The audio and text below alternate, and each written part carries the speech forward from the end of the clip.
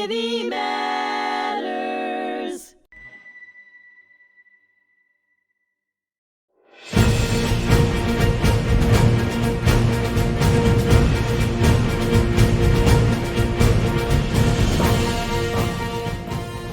Welcome back here to the Fog of War and Humanity on hmTV.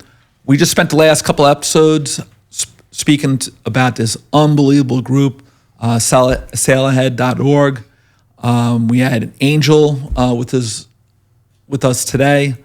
Now, Angel, where were you at when you learned about this organization? How did you find out about this organization? I was actually hanging out with my friend John, and I guess John told me about SailAhead. He was like, "Hey, you want to go sailing with this kid that has this nonprofit?" And I was like, "Yeah, okay." I thought it was a joke, honestly, in the beginning. And he is a kid, right? Compared to us, he's a kid, right? Yeah. So, but before I continue with like my experience, I guess tell us how John found out. Yeah, so I played rugby, and my brother moved. He also played rugby. He moved to the Hudson Valley, and we met Tim Davidson, Yes. who we call Corp, and he's a Marine, combat veteran, and so we were talking. When he learned about what we do, he was like, "Oh, you should meet my Marine Corps group, the New York Savages," and that's where. Yeah. So then I found out through the New York Savages, which is a Marine-only group of Marines of New York that we all get together once a year at McSorley's to celebrate the birthday. And then we do a bunch of other events around New York to bring brothers together and stuff like that. So then me and John, after John told me about SailAhead, we met up with Sean on the weekend, right? Mm-hmm. And then I'm thinking it's a small little sailboat, and we pull up to the harbor, and it's this giant, like Victorian-style ship. have you ever had any sailing experience or anything along those lines before? No, like I grew up on the water because I live right off Jamaica Bay, and I have a 22-foot boat in the back, but it's a key in motor. Yeah, so nothing like sailing at all. We had Angel hauling lines. Yeah, There was no rest. I don't know what you were expecting, but it was. but I think that doesn't work. I guess, Was it a little bit more intense than you thought? but that's what makes it good. I guess the ship would be the Marine Corps, and then the experience on the ship is a camaraderie that you end up losing when you get back home. And there's some unknowns, right? You're out on the water. It's choppy. It's Yeah, and you the fact that you have to work together, it filled something that we were missing. I believe that for a while, something that we lost when we came back home. Because around that time I was isolating a lot actually, because it was right after my injury, right after I lost my arm. So I was isolating a lot. So it was one of the first group activities I've done in a while where I felt like I had my squad back, which is cool. around the guys, your sense of purpose, right? Yeah. You get that military baron back a little bit, right? In fact, it was the first time, the unknown, the water, because regardless, water is always dangerous, no matter how pretty it is. Yeah. Yeah. All right. Yeah. So what was your first day like? When you were driving, now where did he meet you? Up in Cold Spring Harbor or? In Oyster Bay. Oyster Bay? Oyster Bay. So what were you thinking when you were driving up there? I thought it was gonna be a joke, honestly. Like I didn't think nothing of it. I was like, all right, we're gonna go sailing. It's gonna be like whatever. I'm doing this because for John. I don't know Sean yet, so I'm like, yeah, John, I'll go with you. It's a nonprofit. We always like to support any nonprofit, but I didn't think it was gonna be what it was. I didn't think it would have the effect it had on me. Plus, it's a couple of years ago, and he's even younger at that point, right? And you're like, there's some unknowns there, right? Yeah. So, And if I could set the scene a little bit, we partner with the Sterling Harbor Foundation, which is it's in Oyster Bay, and they take care of a bunch of sailboats, mostly classic sailboats. Yeah. And the boat that we were on was a 70-foot racing sloop built in the 1980s. Yeah. Very accomplished boat. It's won a lot of offshore races. So if you're not expecting much, and then you come up to that well-maintained, beautiful boat, which, by the way, is moored right under Billy Joel's house in Oyster Bay. It's like, it's an experience. Yeah, it's a huge wow factor. Yeah. pretty impressive, right? Like, Yeah. And now, where did he take you? Did you just go out into the bay, the harbor, and then go out into the sound? Or is it steps? Next time you come back, we'll come here? Or Well, unfortunately, it wasn't that windy. Yeah. If we had enough wind, we could have gone to Connecticut, eaten a burger, and come back with time to spare. But it wasn't too. We should kind of do that right now after this here, right? So, right? He's promised us that he's going to take us out for a sandbar so we could go fishing off the sand. Yeah. But I think it worked out that it wasn't that windy, honestly, because it being the first time, it was still a lot. Like managing the ropes, the sails, the steering. Like I had no idea how much work goes into sailing. Like you see it on TV and you're like, all right, They make it look easy, right? It's a lot of work. It's a lot of teamwork. And if one guy's not doing his job, the boat's not going anywhere. So that was, I think, is what makes it work. Now, for you, right away, you think about the service. Did you think about the military? Did that come back to you? That clicked when we got off the boat. When we got off the boat is when the correlation of everything clicked in a connection. The feeling was there again. The feeling came back of working together. What was the biggest connection? I guess the feeling of brotherhood. That feeling of brotherhood came back right away while you're on the boat. Now, is he yelling at you, all right, you got to do this, you got to do that, right? Because you have different jobs, right? I wouldn't say yelling, but loud voices. Yeah, no, but like yelling your direction, Yeah, right? So it's unbelievable. It's really... Because there's a certain amount of coordination that we need to do. Definitely. Like, not only do we work together, but we have to be in sync. So yeah, sometimes you're loud. I've seen before some mugs and shirts that I really liked. It says, "Don't take personally what I said when we were docking the boat." Yeah, sure. Like I might say some things, but at the end of the day, because we're doing that physical thing and we have that common goal of completing the tack or the maneuver, you have no choice but to live 100% in the moment. And I just think that alone is already... It's a good way of putting it, right? You're out on the water. It's definitely in the moment, right? Yeah. So it's... Now, your dad ever come out and see this unbelievable work that you're doing? Oh, absolutely, yeah. He's a big part of the organization to this day. My whole family is. And during our events, he's on our rib. We have a 24-foot rib, which is, it's got the Hypalon inflatable sides. And what we do is, with our biggest event, we have 50 sailboats participating. And the idea is to bring the boat alongside the sailboats while they're underway. And then my sister, who's the photographer, would jump on the boat, take pictures of everybody, steal snacks, and then go to the next boat. So I have an older brother and two younger sisters, and mom and dad. We're all very much involved. Like, you met Killian, my older brother, that day that we went out. So we're all involved. Yeah. Where does your older brother, does he have the same responsibilities that you do, or does he handle different things? He went a slightly different path than me. He's still involved in the organization. He still helps. Right now, he's pursuing a master's in business in Paris. So, geographically, it makes it a little challenging. Yeah, a little harder, right? So, yeah, sure. But I'm sure with this age of technology, you guys are probably texting and talking to each other. Hey, I went out on this great trip, and absolutely, right. So, and it was actually through Killian that I met you ultimately, because Killian was playing rugby with the Marine that's in the same group as Angel, and So through my brother playing rugby with Corp, then we met you, and then eventually I was invited to McSorley's in the city. That was a great time, yeah. Yeah, I was so honored to be a guest, and you guys had me up on the table to give a little talk about what I do. Yeah. It was awesome. now, did that help a little bit more with your own education and understanding of seeing these guys together? Your guard is down a little bit.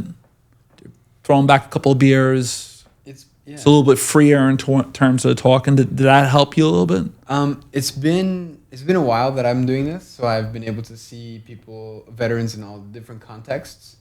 However, to see a bunch of Marines, I don't think there's anything like a bunch of Marines being together. It's like being back in the barracks, but with alcohol. So. Right. Got some wild guys, tough, smart, right? But I respect every single one of them, obviously, and all of you are trained warriors, and it's just a matter of where you like you guys you all have the same lethal training, and you all have served so that I don't have to, and on my behalf, as American citizens, we live in a democracy. If you guys are going anywhere, we're responsible for that, and even if we don't like the politicians that are making those orders, it's our responsibility to kick them out of office and put someone new in. So you guys take care of us, and in my mind, we're supposed to take care of you. So to be recognized at McSorley's as the guest of honor that year was very validating. But I don't know, it was just great to see everyone relaxed and having fun. And what else has these guys kind of invited you to doing? Angel invited me shooting once. Yeah, that was the organization called Crayons and Carbines out of New Jersey. Where in Jersey is that? I don't remember the name. Unfortunately, I actually wasn't able to make this trip. So he actually ended up going on his own with people that he didn't know. Didn't know, right? So you were going to be his point man. And just the fact that he knew me, they took care of him as if he was a brother. Right. Yeah. It's a great. You guys can have a bond that you already do have a bond. Oh, yeah. But it's going to get stronger over the years, and it's just unbelievable. I mean, it's just something else. Now, when you give Sean advice, right, in terms of dealing with the veterans and different situations and PTSD and all that stuff, right? What's the big thing that you might say to him in terms of working with different veterans and their different experiences? I don't think I actually have to say much when it comes to working with him. Since he got involved so young, it's almost like it's part of his language already. He understands when to push and when to pull back and when not to push at all. His knowledge is... Yeah, it's been very interesting the way he does it. Watching from the outside, he's very good at what he does. And honestly, it's almost like the VA should tap him and say, can you come in and speak to us about these matters from your perspective? Yeah. It would be amazing, too, if they would just adopt the program and he could get some federal funding for it. That would be amazing. But you look at where we live, you don't think it because Long Island's not a big place, right? And the city's not a big place. But there's a lot of people, and there's a lot of people that have served, not only in the last so many years, but over the different decades. And this is a great, the guys at the VFW, they're going to see this podcast and send it to all of them. And it's a great thing. It's a great thing. It really is. I live in Queens. And the sad thing about living in Queens, and the sad thing about living in Metro New York, you do not see the patriotism the way you see it on Long Island. I wish you would see it more in the 5 boroughs. It does exist. There are pockets. But in Long Island, it's all over Long Island. You see more flags being flown, that sort of thing. And flags, even if you don't see the flags, you still see veterans being honored. Yeah. There's not one town you could drive through Long Island that you won't see something about some veteran. Is it more small town America, that sort of thing, where you see you have the older towns here and their ties to? I think more so that it's the people that decide not to forget. Yeah, I think the people in Metro New York, for the most part, they decide to push it to the side. Do you see that as a concern? That it's a major concern of mine. It would be nice if the city itself would remember more. We're not something to be forgotten. That's a very important statement, right? Yeah. So now, what is your goals going forward? Okay, like Angel says, federal funding. That's a must. That's federal, state, local, right? Local tax dollars is an important thing to utilize, right? So, is that something that you're working on, or? Well, as we said before, I studied history, so I don't know too much about fundraising. And one of the questions you asked is, what am I not too good at? And I'm not too good at fundraising. But in years to come, I want to continue all of the events that we're organizing, expand them. I'd love to go to Port Jefferson, to the yacht club there, do something there. Just kind of expand our territory, if you will. Also through the Sterling Harbor Foundation, they generously give us access to a small fleet of boats So we have 6 keel boats that we can use throughout the season, which we've raced on You before. did take me racing on, which that was a very scary but fun experience. Yeah, How that's did you when like it the was racing? Was the racing? It was intimidating, very intimidating. The boat was like tiny, but it was exciting. It was good. It was fun. It was. I would definitely. I'm doing it again, 100%. Now, when do you guys generally race itself? There now or in the spring, summer? We race twice a week from May to Thanksgiving. Well, Twice a week, huh? We stopped 2 weeks ago, but May to November. How many races have you done, Angel? That was my first. That was your first, and Yes. it stuck with you, right? Yeah, Big it stuck with impression, me. right? I actually went through the VA PTSD program, and my 2 experiences with SailAhead did more than the program the VA actually has when it came to rebuilding my self-confidence. So I think that says a lot when it comes to the program, and it's few programs that are able to accomplish that, I find. That's a lot to be said, right? Yeah, yeah. I don't think I've ever told you that, actually. You've been with them for 2 years. It's not a long time, right? Yeah. And for it to click like that is Yeah. And I think pretty strong. I think that's what it does, is rebuilding the self-confidence for the individual, And I thought about it when you were telling the story about the major. And I was like, that makes a lot of sense because part of the isolation is the loss of self-confidence, of not being able to. We know we could accomplish anything we want, but it's being able to accomplish being a civilian. Now, when you talk to your buddies and you get them involved, or they're somewhere else in the country, right, as the military is, right? What do you say to them? Like, what's your first words when you talk about this program to them? I fly to Florida a lot, and I was in Florida, and there was a few gentlemen down there that they run the harbor down there, and I was like, hey, this is a great program. I need to put you in contact with this gentleman. He sails down. You sail down to Florida sometimes, don't you? Yeah. That's where you dock the boat, isn't it? We had our boat fixed there once. Oh, okay. I sailed down to Miami once. Okay. So then I was like, expansion idea there. But yeah, I tell them all about it, and everybody's always amazed, but they're always stuck on the logistics part. But Like, you're- how does he accomplish this? But you're excited when you say, because you're yeah. excited right now, which is a good, Yeah. that's what you want, right, Sean, I would imagine? It brings a great feeling. And are you looking forward to, when will you go out again? When do you think? I'm not sure. In the spring. Spring probably. Is it rougher now to? We used to sail in the winter. We don't really sail in the winter anymore. I use the winter to take some time off, Sure. selfishly, and then also to plan for next year. There's a lot of logistics, right? We're planning to take around 700 veterans next year to the water. So there's some planning involved. One thing that I'm really excited for next year is so there's classics races in Oyster Bay. And we were there at the ceremony last winter when we got the trophy for the veterans crew involvement in those races. But it would be like a dream realized if we could have all 6 of those boats that we raced on full of veteran crews that go out twice a week, and then practice more often as schedules would allow. But we could be racing twice a week on 6 boats every week. So Do you have help? see Do you have numbers. people how many people help you out with this sort of thing? Yeah, so the Sterling Harbor Foundation is very close. They're definitely our closest partners, and there's a lot of symbioticism between us. I don't know if that's a word, right?